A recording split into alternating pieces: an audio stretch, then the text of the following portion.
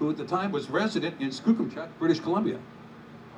Well, should we believe that, or should we believe the certification of live birth? I don't know. This one's got a registration number on it. Yeah, so anyway, we have this little difficulty with Mr. Obama. Now, of course, the latest difficulty with Mr. Obama, it has to do with the Social Security number beginning 442, a Connecticut Social Security number where he never lived, and a Social Security number that he apparently adopted in 1980, when the guy who had the number didn't die until 1982. Oh, yes, you can check this for yourself. The guy who had Barack Obama's Social Security number was a guy named Jean-Paul Ludwig, who died in 1982 in Hawaii.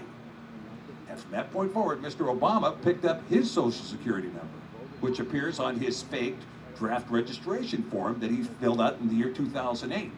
That's correct. And guess what? When you fail to register for the draft before your 26th birthday, you can't ever hold an office with the federal government by law. He's a crook! Amen. Okay, so that's step number 2. Now, let's talk about what needs to be done. My good friend Zurab Nogadeli, who is the Prime Minister of Georgia, or the former Prime Minister of Georgia, when their economy collapsed, having left the Soviet Union, they were the poorest nation on earth at the time. Then the Soviet Union came in and boycotted them. Said, we don't want any of your agricultural goods, none of your wine, none of your water, nothing. Nogadeli said, I have the plan. And he executed the plan, and Georgia had a GDP that grew at 14% per year for 4 years in a row, the fastest growth rate on the earth. How did they do it? They started out with 386 bureaucracies that were totally corrupt. Does that ring a bell to anybody? I wish we only had that many. That's right. And you know what he said with the 386 bureaucracies? He said, "Give me the machete," and they lopped off 300 of them. They shut down 300 bureaucracies.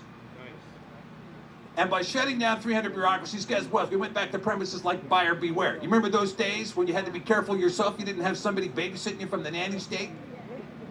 And you didn't have somebody telling you whether or not this guy was qualified or that guy was qualified? We have regulated every single profession in this state to the extent that to professionally cut hair for a living requires more hours than it takes to fly a commercial airliner. That's the stupidity of the regulatory system in this state, and I can tell you, we either cut it like Nogadeli did in Georgia, or it will collapse on its own accord. So, one way or the other, it's going to hit the wall. You can either apply the brakes, or you can wait until the airbags go off.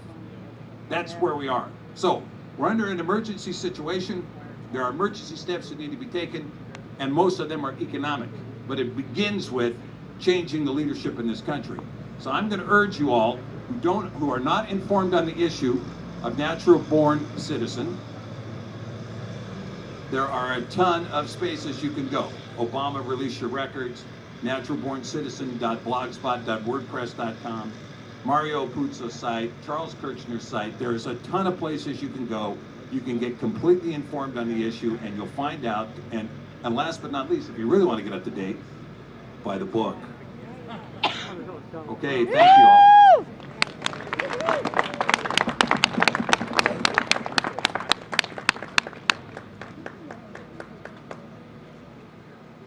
Wait a minute, this used to be my height.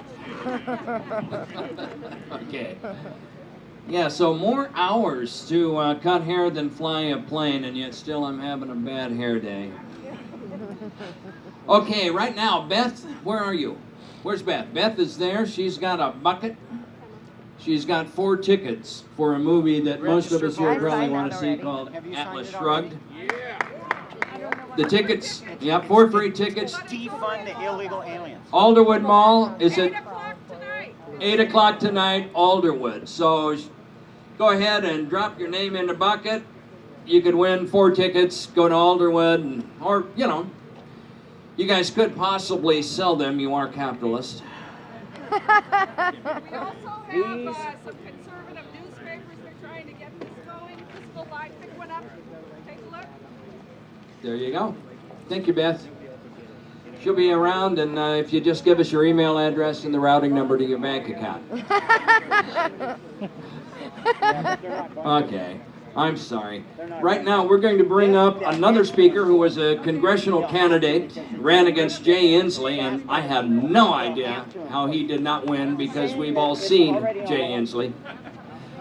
Anyway, he works with small businesses, grows them to large businesses, and creates jobs. So we know he doesn't work in the Obama administration. Let's welcome James Watkins.